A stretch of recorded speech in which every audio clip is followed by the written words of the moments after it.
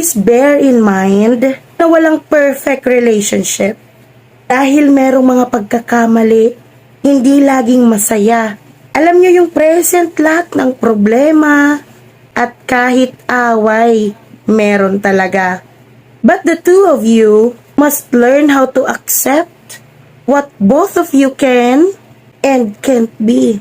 You just have to enjoy the similarities and respect the differences. Alam nyo, dapat i-enjoy nyo lahat ng mga bagay na magkatulad kayo, magkasundo kayo, at respetuhin nyo yung mga bagay na magkasalungat kayo, yung mga bagay na flaws ninyo. And that's even better than perfect. Kuha nyo?